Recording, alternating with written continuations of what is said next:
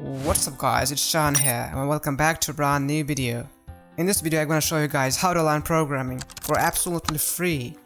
Now before we start this video, there is something you guys should to know about this. First and foremost, you don't need any experience or knowledge to learn programming whatsoever. So you can be a complete novice, not know any sort of code or anything about computer, doesn't matter. In this case you can learn for free and easily. And second thing is, you don't need to pay a single cent for this, and it will always be free. There are little services that you sit down on a computer and you're learning something, and a week later you notice that you have to pay. That's not gonna happen again. It's completely free and you don't have to worry about that. With that being said, why should I learn to code? It's simple. When you learn programming, you can become a web developer, or later you can become a full stack developer. So you can sit now home on a computer and bring a coffee, learning to code, and a couple months later you go on an online web or freelancing site like Upwork.com and you help people out and get paid and you start making money working from home. I know countless of people my age or younger than me earning money, even thousands of dollars every month. So how do I get started? I'm gonna show you guys that right now. It's a free website called freecodecamp.org. Now I'm gonna go ahead and show you guys this. Just a little quick, I do not own this site and I'm not affiliated with this site. I personally use this site to learn to code myself.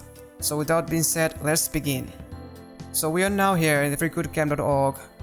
Now to start is simple. All you guys to do, just click this orange button start coding right here, and from there you can just sign in with the email, or you can sign it with a Google ID like this.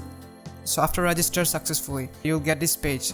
You can see there all of these courses, 300 hours, responsive web design certificate, JavaScript algorithms and data structure certificate, front-end development libraries certification, Python, and so on. There's also coding interview preparation challenges. So if you're advanced developer, you can go here and you'll get confidence for your interview question and you can improve your programming skills. I'm just gonna first one responsive web design certification course. So just enter here. You get 3 sections to the screen: the guide section, the editor section, and the live section. After learning this concept, you get a little challenge here. So for me, add an H2 tag. So after this, I need to run the test to see this if it's work or not. I passed this challenge, so I encourage you to take notes while learning this concept before going forward, because it's harder and harder when you go forward. Without solving this problem, you cannot go forward. And we go to next challenge. You just follow the instructions and run the test and see if there any bug or if there any error. But there is one more thing. If you get stuck, click on get a hint, or you can watch video for this action. That's pretty much it. So in the conclusion, we learned that programming doesn't like simple effort. It's not an overnight journey.